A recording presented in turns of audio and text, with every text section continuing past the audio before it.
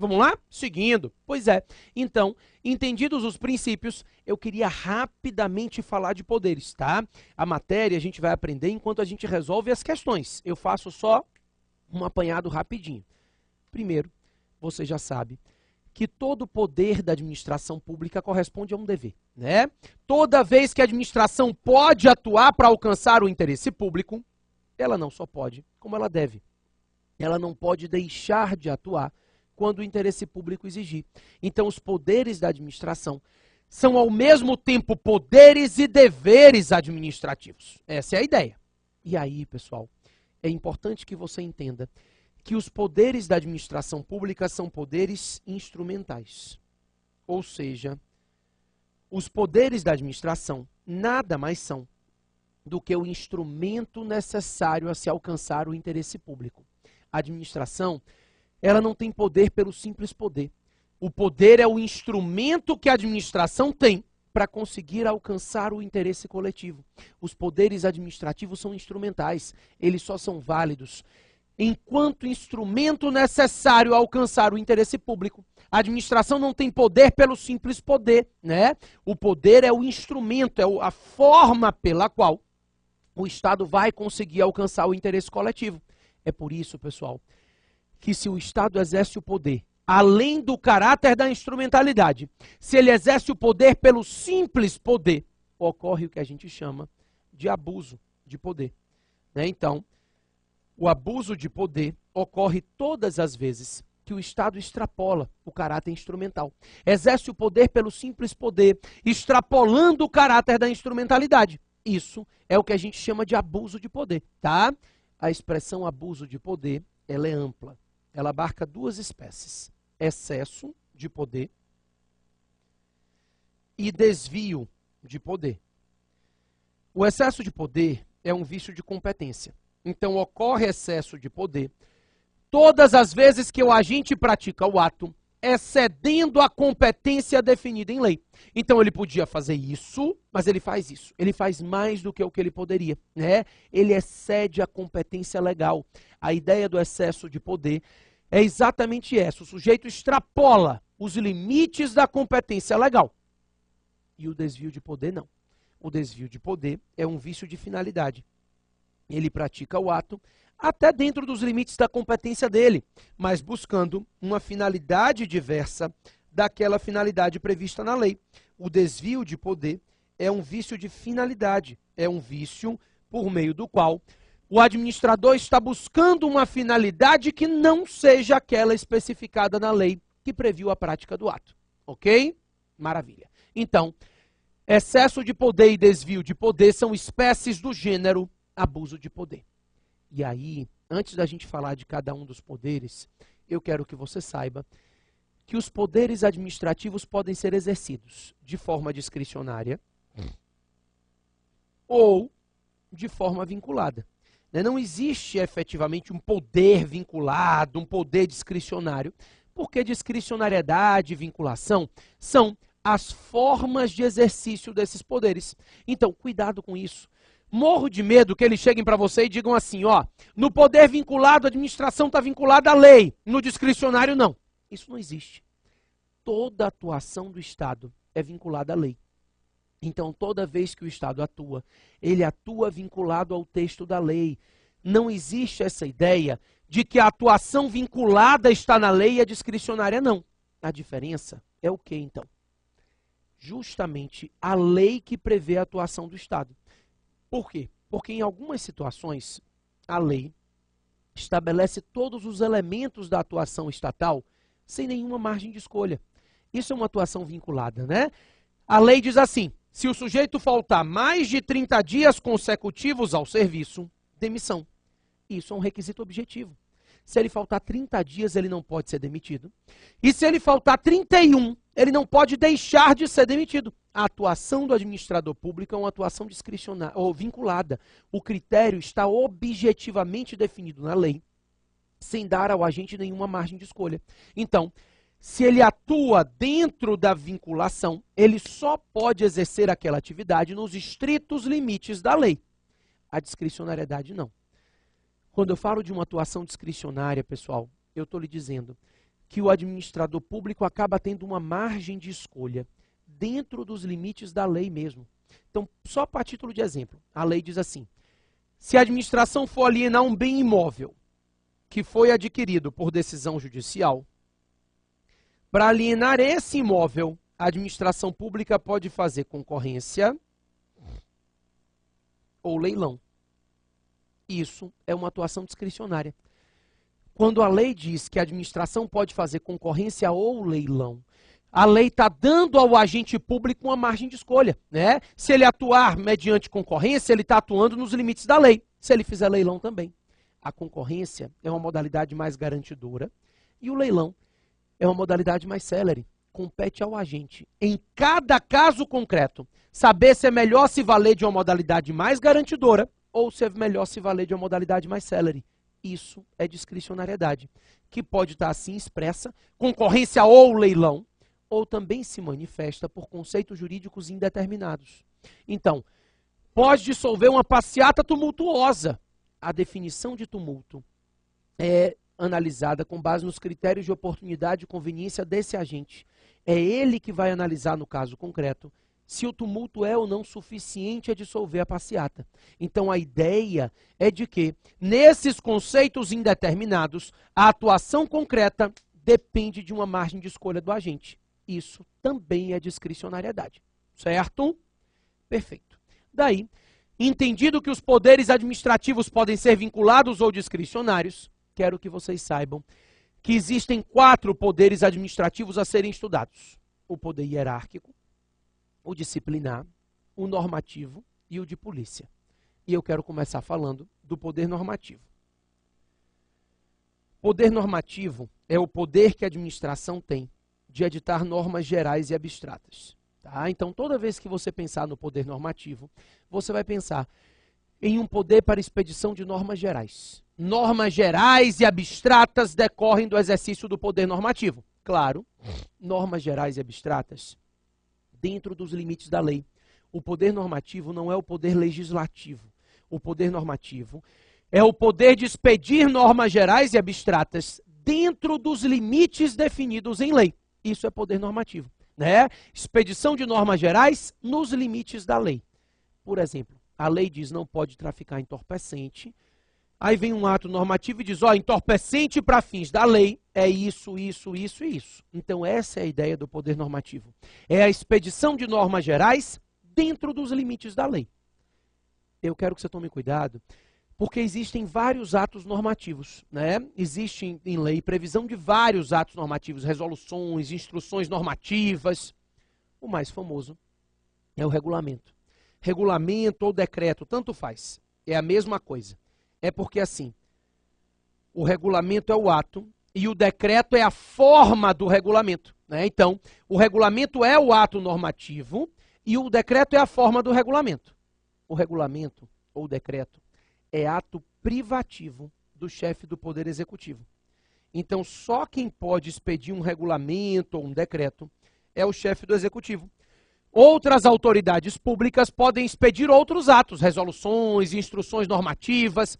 Regulamento ou decreto é ato privativo do chefe do Executivo. Somente o chefe do Poder Executivo tem competência para expedir decretos ou regulamentos, tá?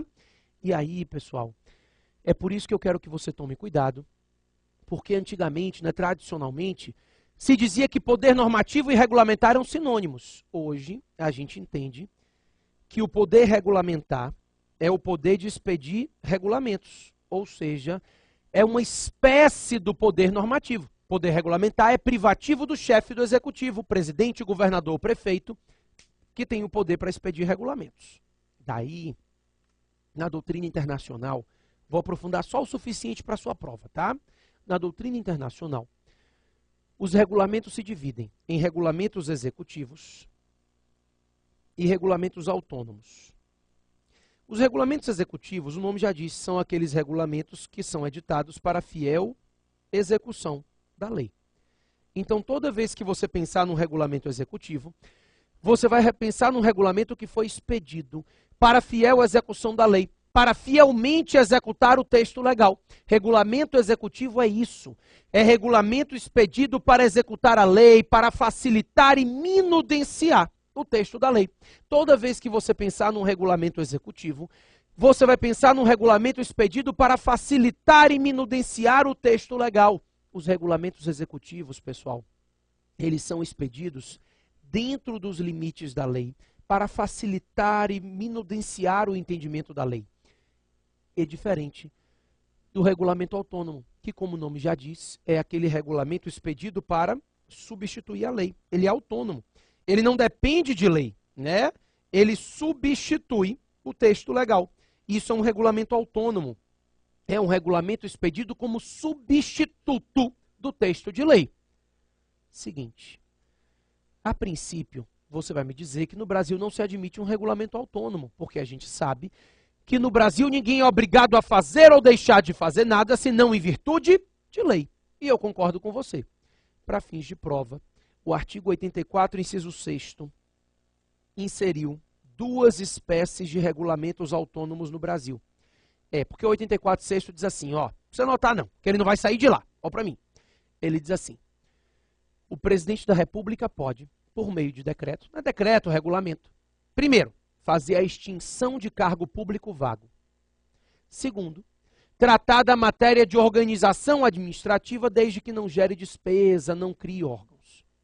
Pessoal, os cargos públicos são criados por lei, pela simetria. Se alguma coisa é criada por lei, só pode ser extinta por lei.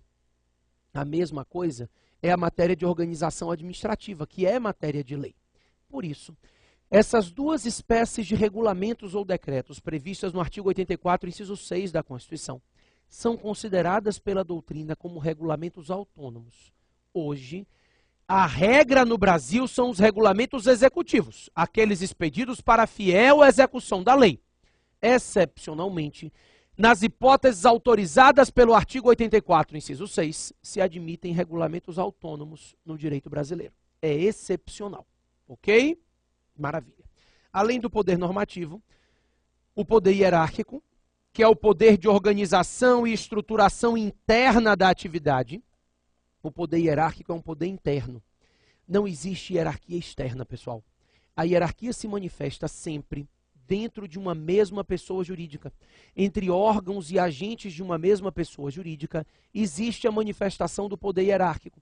Então, toda vez que você pensar em poder hierárquico, você vai pensar num poder de organização e estruturação internas da atividade administrativa. Essa é a ideia da hierarquia. Tá? Um poder de organização interna, um poder de estruturação interna da atividade. Pessoal, o poder hierárquico é um poder de organização e estruturação interno da atividade pública. Ele justifica a vocação e delegação de competências, que a gente vai aprender quando for falar de atos, né? O poder hierárquico justifica toda a coordenação interna da atividade pública. Não existe hierarquia entre pessoas jurídicas diferentes, tá bom? Também, pessoal, além do poder hierárquico, nós temos o poder disciplinar. O poder disciplinar é o poder de aplicação de penalidades, é o poder de aplicação de sanções.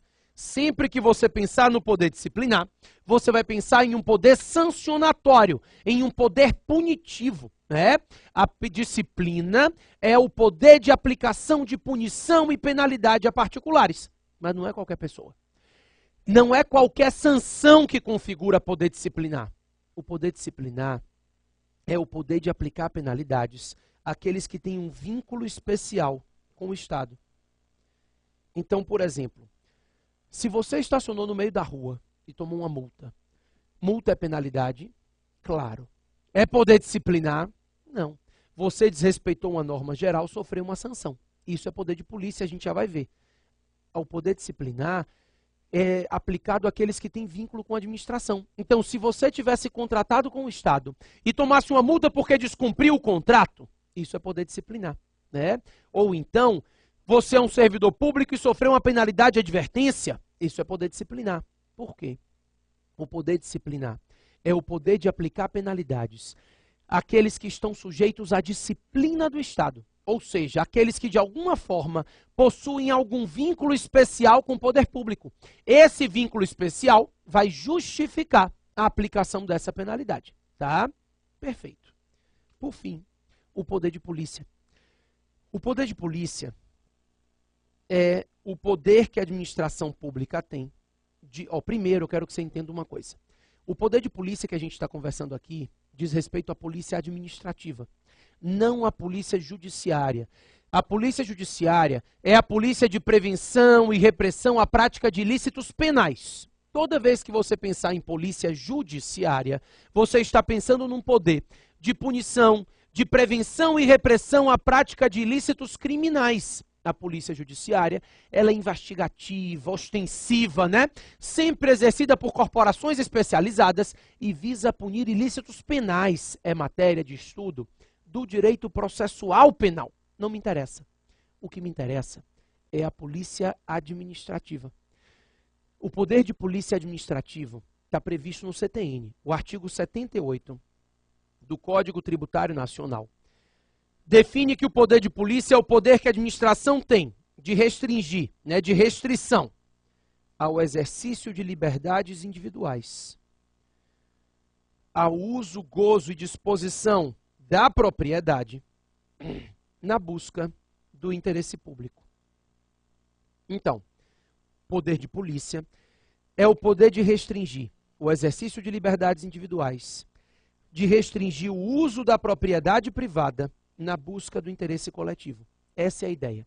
A polícia administrativa nada mais é do que a supremacia do interesse público sobre o interesse privado.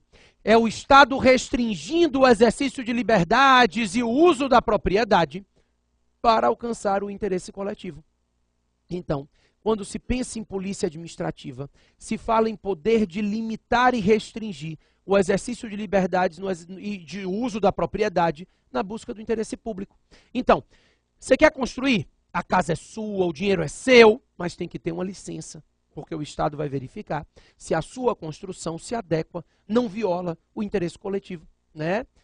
Você quer andar pela rua, mas tem que parar no sinal vermelho. É um semáforo. Você tem direito de ir e vir, mas o seu direito de ir e vir é momentaneamente restringido para evitar que você cause um prejuízo maior. E se você atravessou o sinal vermelho, multa. Multa pelo descumprimento da norma de polícia, né? Porque o poder de polícia, ele pode se manifestar por atos preventivos ou repressivos. Então, uma licença ou uma multa, né?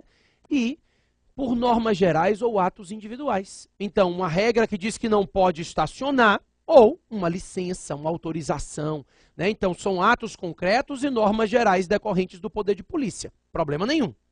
E aí, pessoal, eu quero que você saiba que o entendimento majoritário é de que não se admite, é do STF esse entendimento, não se admite a delegação do poder de polícia a particulares.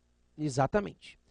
Então, por exemplo, colocar um radar para aplicar multa a quem passa o limite de velocidade é poder de polícia? Claro, claro que é poder de polícia. Estou colocando o radar para aplicar multa a quem extrapolou o limite de velocidade. Eu posso contratar uma empresa para colocar o radar, extrair as multas, encaminhar para o Estado? Posso. Isso não é delegação do poder de polícia. Nesse caso, eu estou delegando somente atividades materiais necessárias à execução do poder de polícia. Isso pode ser delegado. Então, é o que a gente chama de aspectos materiais. Nessas atividades de execução, são os aspectos materiais do poder de polícia. Então, não se admite a delegação do poder de polícia em si, mas se admite a delegação dos aspectos materiais necessários à execução do poder de polícia. Esses aspectos materiais podem ser delegados. Perfeito? Maravilha. O restante da matéria tem muita coisa para falar, imperatividade. O restante a gente aprende nas questões, tá? Tenho que ir para as questões e o restante a gente vai aprendendo lá. Questão 5. No que se refere aos poderes administrativos, discricionário e vinculado, é incorreto afirmar. É para a gente marcar errado. A. Mesmo quanto aos elementos discricionários do ato administrativo, há limitações impostas pelos princípios gerais do direito e pelas regras de boa administração. Claro, a gente já combinou que a discricionariedade é uma margem de escolha dentro dos limites da lei. Discricionariedade não é arbitrariedade. Então, por exemplo, eu tinha dito a vocês que a administração, para alienar um bem imóvel adquirido por decisão judicial, podia fazer concorrência ao leilão. Se ele fizer convite, o ato é ilegal. Discricionariedade não é arbitrariedade. A discricionariedade é uma margem de escolha dentro dos limites definidos em lei. Tá? Certinho a letra A. B. A discricionariedade é sempre relativa e parcial. Porque quanto à competência, a forma e a finalidade do ato, a autoridade está subordinada ao que a lei dispõe. Isso é verdade. O ato administrativo tem 5 elementos: competência, forma, finalidade, motivo e objeto, que a gente vai conversar na próxima aula. Mas, de antemão, já anote que competência, finalidade e forma são elementos sempre vinculados. Mesmo que o ato seja discricionário, competência, finalidade e forma são elementos sempre vinculados. Tá bom? Certinho a letra B. C. O poder vinculado é aquele que o direito positivo, a lei, confere à administração pública para a prática de ato de sua competência, determinando os elementos e requisitos necessários à sua formalização. Mas lembrando a dificuldade de se encontrar um ato administrativo inteiramente vinculado. Certinho. Então, é difícil, normalmente existe alguma margem de escolha, mas o ato vinculado é isso aí. É a atuação totalmente definida em lei, com critérios objetivos, sem que haja nenhuma margem de escolha ao agente. Isso é uma atuação vinculada do Estado. Perfeito. D. A atividade discricionária encontra plena justificativa na impossibilidade de o legislador catalogar na lei todos os atos que a prática administrativa exige. Claro, não é possível que o legislador defina em lei todos os atos que serão exercidos no caso concreto. Por isso, a administração se vale de conceitos indeterminados e dá ao agente público uma margem de escolha em cada caso concreto. A lei é geral. É muito difícil que a lei consiga atingir todas as hipóteses. Por isso, ela confere ao agente público essa margem de escolha dentro dos limites da lei. Tá certa a letra D. Na categoria dos atos administrativos vinculados, a liberdade de ação do administrador é ampla, visto que não há necessidade de se ater à enumeração minuciosa do direito positivo para realizá-la. Claro que não. Isso é no ato discricionário. No ato vinculado, a liberdade do administrador é restritíssima, porque a lei estabelece uma enumeração minuciosa para a atuação do administrador público, sem dar a ele nenhuma margem de escolha. Esse é o conceito de vinculação, Então tá falsa a letra E, você já pode marcar, porque era para marcar a falsa mesmo. Questão 16. Questão 6. A administração pública, ao tomar conhecimento de infrações cometidas por estudantes de uma escola pública, utiliza-se de um de seus poderes administrativos, qual seja o poder disciplinar. Nesse caso, a administração pública, poderia utilizar-se de tal poder contra os estudantes da escola pública, certo ou errado? Claro, perfeito. Por quê? Porque o poder disciplinar é o poder de restringir e aplicar sanções àqueles que estão sujeitos à disciplina do Estado. Quando os estudantes se matriculam na escola pública, eles ficam restritos às regras daquela escola. Eles criam um vínculo especial com o poder público, que é o vínculo aluno-escola. Esse vínculo enseja a possibilidade de aplicação de sanções, e essas sanções decorrem do poder disciplinar. Não é somente a servidores. Todos aqueles que têm um vínculo especial com o poder público ficam sujeitos à disciplina do Estado. Então, o poder disciplinar, ele pode ser utilizado pela administração contra o estudante da escola? Sim. Isso é vínculo especial, certo? Perfeito. B. Não poderia utilizar-se de tal poder, porém, pode impor sanções aos estudantes com fundamento no poder de polícia. Não, poder de polícia é geral. O poder de polícia é o poder geral de aplicação de sanções e definição de restrições. Nesse caso, quando o diretor de uma escola define sanções ao seu estudante, ele está atuando no poder disciplinar. Uma atuação interna, uma atuação que estabelece sanções àqueles que têm vínculo especial com o poder público, aqueles que estão sujeitos à disciplina do Estado. Está falso a letra B. C. Poderia utilizar-se de tal poder. No entanto, ele está limitado à fase de averiguação, não cabendo à administração, nessa hipótese, punir. Claro que não. A administração, ela pode sim aplicar sanções, o poder disciplinar. Ele resulta na aplicação de penalidades àqueles que estão sujeitos à disciplina administrativa. Está falso a letra C. D. Não poderia utilizar-se de tal poder, vez que ele somente é aplicável aos servidores públicos. Não.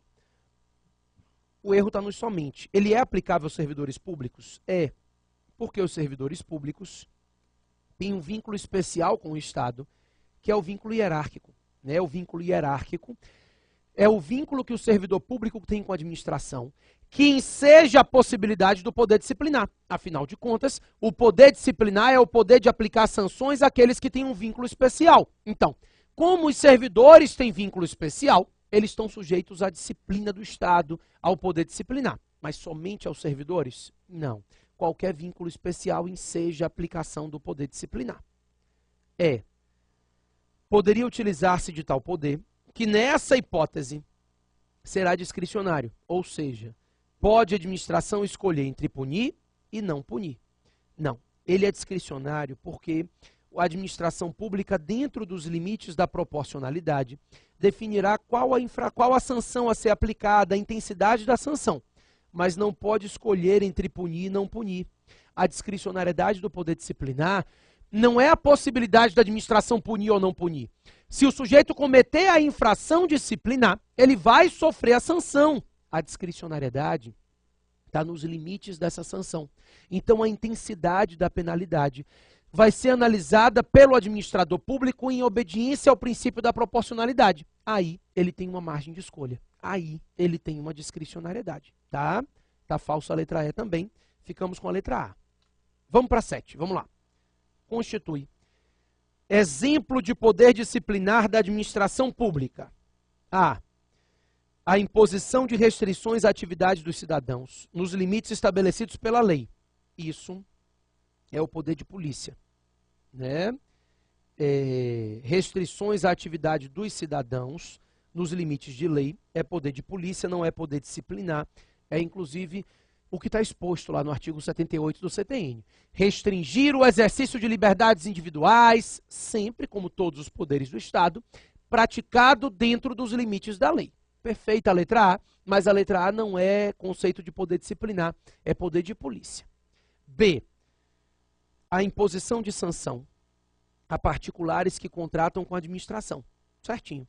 Porque o contrato enseja um vínculo especial com a administração pública, que é o vínculo contratual, e esse vínculo contratual justifica a aplicação da penalidade, justifica a aplicação do exercício do poder do exercício do poder disciplinar. Tá certinho a letra B, isso é poder disciplinar. Aplicação de multa, por exemplo, a um sujeito que descumpriu o contrato é poder disciplinar, porque nós temos um vínculo especial. Né? O sujeito que celebra o contrato fica sujeito à disciplina do Estado.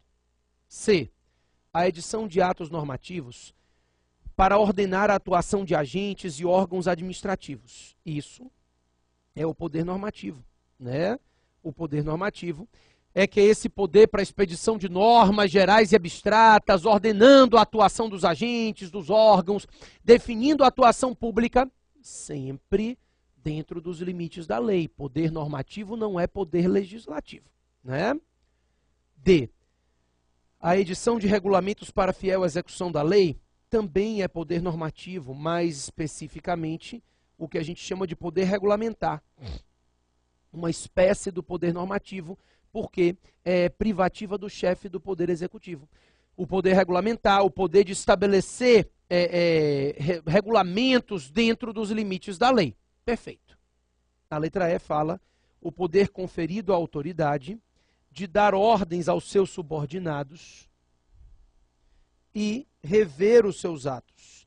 Isso aqui, pessoal, essa ideia de dar ordem, rever os atos, é manifestação do poder hierárquico, não é manifestação do poder disciplinar. decorre da hierarquia administrativa, ok? Pronto, ficamos com a letra B de bola. Você me dá um minutinho, que eu tenho ainda um monte de questão para fazer, até a 12 questões referentes a poderes, e aí depois a gente já vai começar também a tratar de organização administrativa, que é o terceiro tema da aula de hoje, tá bom? Já estou voltando.